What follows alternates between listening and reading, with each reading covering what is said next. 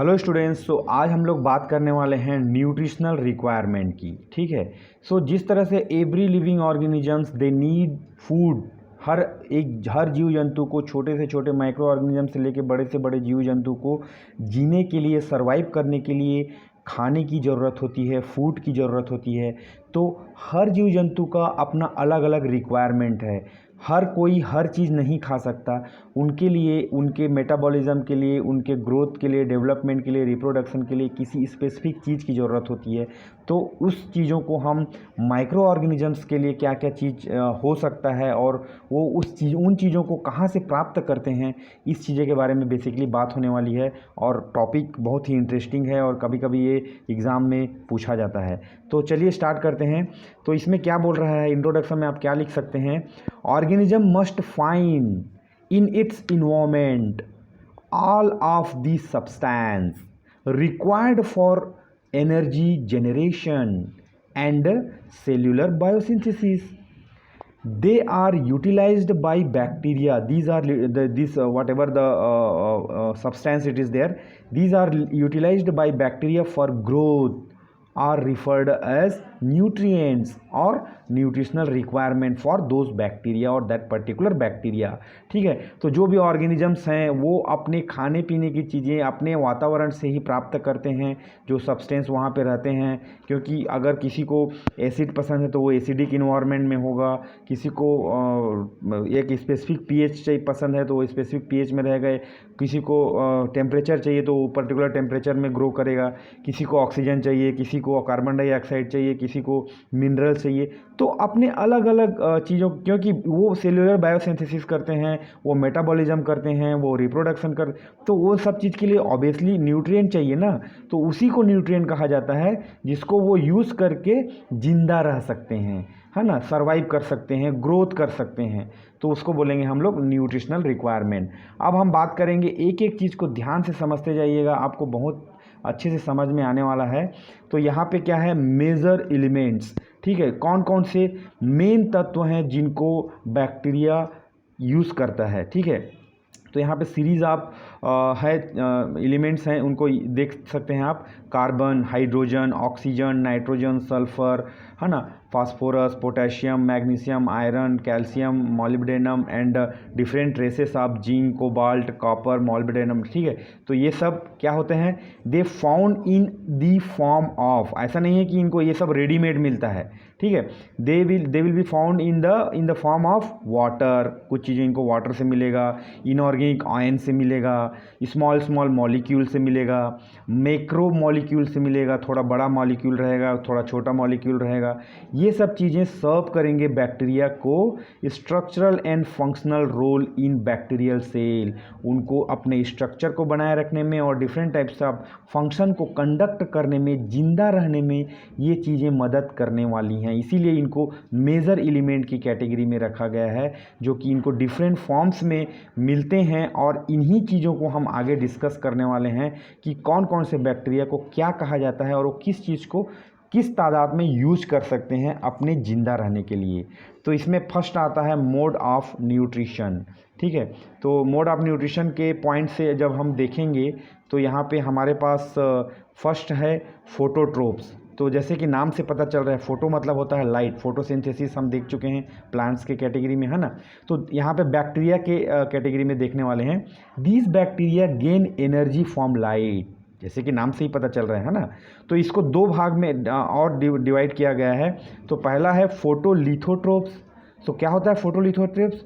They gain energy from light and use reduced inorganic compounds like, ठीक है। तो H2S they can use as a electron source. So electron उनका energy होने वाला है, जो यहाँ से वो दिए इनऑर्गेनिक कंपाउंड से वो उनको गेन करने वाले हैं। ठीक है।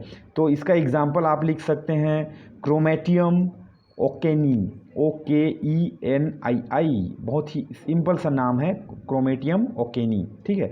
तो ये हो गया फोटो लिथोट्रोप्स। उसके बाद दूसरा इसका टाइप है फोटोट्रोप्स का, फोटो ऑर्गेनोट्रोप्स। तो इनके नाम में ही इनका काम छुपा रहेगा, देख सकते हैं आप। Photoorganotrophs use organic compounds. तो यहाँ पे ऊपर में हम देख चुके हैं ना मेजर एलिमेंट्स में कि ये इनऑर्गेनिक आयन हो सकते हैं और ऑर्गेनिक कंपाउंड हो सकते हैं, ठीक है। तो जैसे कि यहाँ पे है सक्सीनेट, ठीक है, they succinate they can use as a electron source for their normal survival. इसके बाद आता है फर्स्ट फोटोट्रोप्स के बाद दूसरा है कीमोट्रोप्स।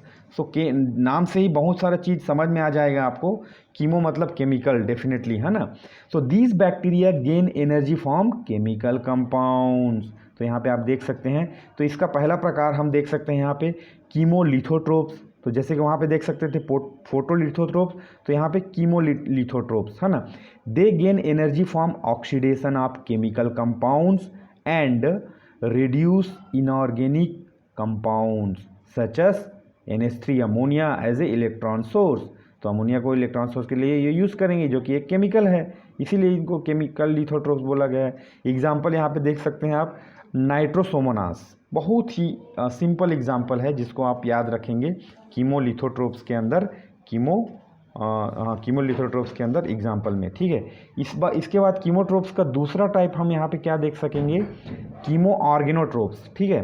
तो कीमो ऑर्गेनोट्रोप्स में they gain energy from chemical compounds and use organic compounds such as और example glucose and amino acids as a electron source, ठीक है। तो ये जो कीमो ऑर्गेनो वर्ड है, मतलब ऑर्गेनिक कंपाउंड्स को ये यूज़ करने वाले हैं। और वो ऑर्गेनिक कंपाउंड कौन कौन से हैं, ग्लूकोज और अमाइनो एसिड से, जिसको ये लोग इलेक्ट्रॉन सोर्स की तरह यूज़ करते हैं।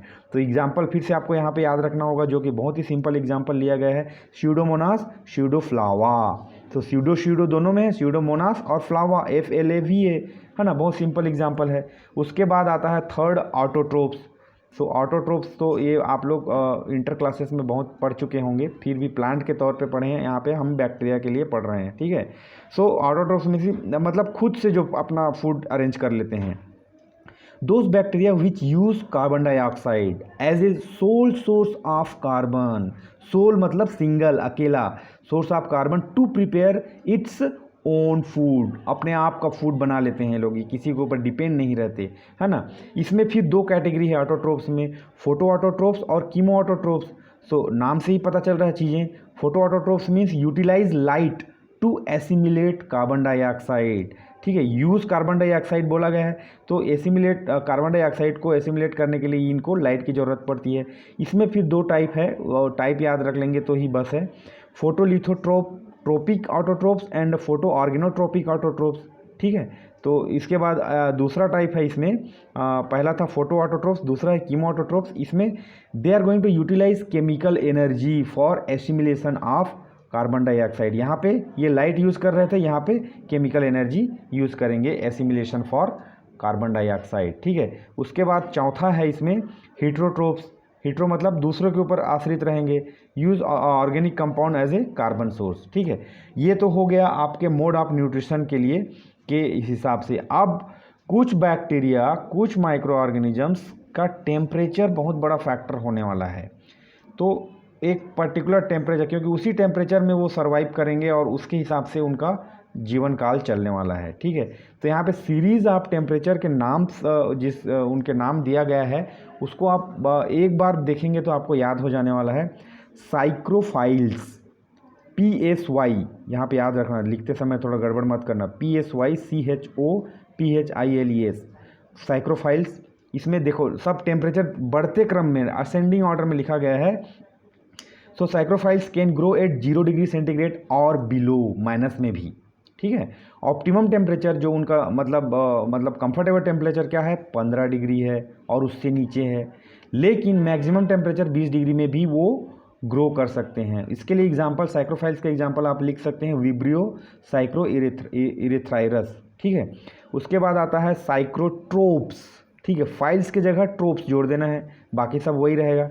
तो इसको दूसरा नाम और भी बोला जाता है फैकल्टेटिव साइक्रोफाइल्स, है ना। इसका ऑप्टिमम टेम्परेचर होता है 20 to 30 डिग्री सेंटीग्रेड।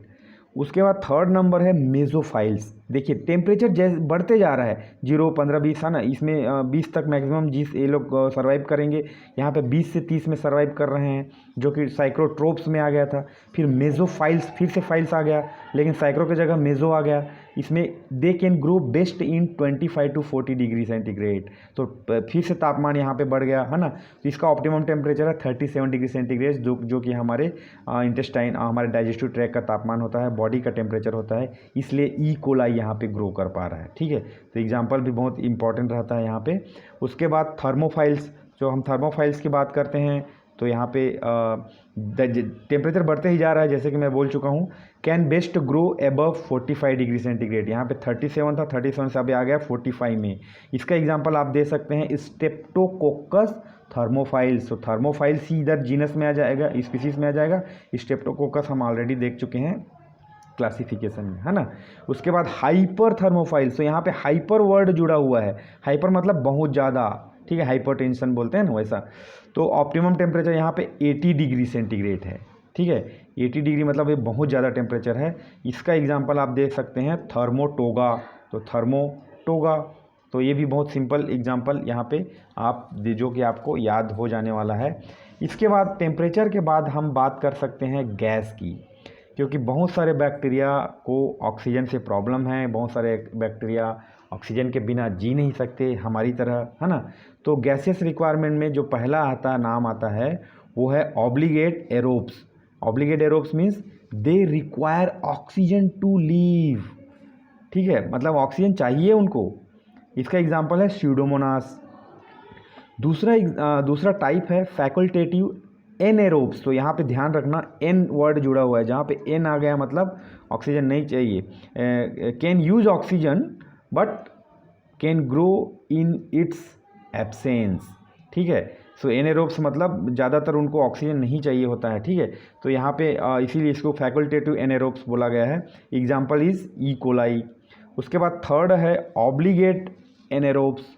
ऑब्लिगेट एनएरोब्स मतलब कैन नॉट यूज ऑक्सीजन। अब ऑब्लिगेट वर्ड आ गया, एनएरोब्स तो है ही जिनको ऑक्सीजन से प्रॉब्लम होता है। एन मतलब ऑक्सीजन से प्रॉब्लम मान लो, एरोब्स मतलब ऑक्सीजन चाहिए ही चाहिए। तो can not use oxygen and harmed by its presence. अगर वो है तो वे ग्रो नहीं कर पाएंगे, ये इनको हार्मफुल रहेगा, है ना। एग्जाम्पल है क्लॉस्ट्रीडियम, CLOSTRIDIUM, क्लॉस्ट्रीडियम, सिंपल सा एग्जाम्पल है। उसके बाद चौथा है aerotolerant anaerobes. Tolerant word, I can not tolerate बोलते हैं ना वैसा, एरोटॉलरेंट एनेरोब्स। एन मतलब फिर से ऑक्सीजन नहीं चाहिए रहेगा। तो देखते हैं क्या बोलते हैं ये, कैन नॉट यूज ऑक्सीजन। ठीक है, यहाँ पे भी कैन नॉट यूज ऑक्सीजन था जहाँ भी एनेरोब, है ना, बट टॉलरेट इट्स प्रेजेंस। इसीलिए यहाँ पे टॉलरेंट, एरो टॉलरेंट, एरो मतलब ऑक्सीजन मान लो, टॉलरेंट मतलब ऑक्सीजन टॉलरेट कर सकता है, चलो है तो कोई प्रॉब्लम नहीं है ऐसा टाइप का, है ना। लेकिन वहाँ पे हम लोग क्या देखे थे फैकल्टेटिव एनेरोब में, they can grow in its presence, है ना। यहाँ पे ये भी वैसी ही है, but can not use oxygen. Lactobacillus, ये है उसका एग्जाम्पल। उसके बाद आता है माइक्रो एरोफाइल्स। माइक्रो एरोफाइल्स मतलब require oxygen but at low concentration. थोड़ा सा ऑक्सीजन चाहिए और उसमें चल जाएगा, अगर ज़्यादा है तो प्रॉब्लम है। ठीक है, एग्जाम्पल है कैम्फाइलोबैक्टर। सो बहुत सारा सिंपल एग्जाम्पल यहाँ पे लिया गया है, क्लोस्ट्रीडियम, लैक्टोबैसिलस, कैम्फाइलोबैक्टर। तो ये आपको याद रखने में बहुत ही आसानी होने वाली है। उसके बाद हम पीएच के लिए भी कुछ बैक्टीरिया पीएच के बहुत स्पेसिफिक होते हैं, यहाँ पे देख सकते हैं एसिड, बेस और न्यूट्रल के हिसाब से इसको क्लासीफाई किया गया है। सो पहला है acidophiles. Acidophiles means bacteria grow best at acidic pH. Example is Thiobacillus. Alkalophiles grow best at alkaline pH, basic environment में ये लोग सर्वाइव करेंगे। Vibrio cholerae is very good example. Neutrophiles मतलब grow best at neutral pH. Example is E coli. So यहाँ पे example भी बहुत देखिए, acid, base, neutral, Thiobacillus, Vibrio cholerae, E coli. तो बहुत सी फेमस एग्जाम्पल यहाँ पे लिया गया है। ठीक है, तो इस तरह से आप न्यूट्रिशनल रिक्वायरमेंट को समझाते हुए बहुत सारे बैक्टीरियाओं के उनके जो रिक्वायरमेंट है, जो उनका खान पान जो होने वाला है, उसको अच्छे तरीके से याद करके अच्छे तरीके से लिख सकते हैं। ये नोट्स आपको टेलीग्राम में मिल जाएगा। All the best, thank you.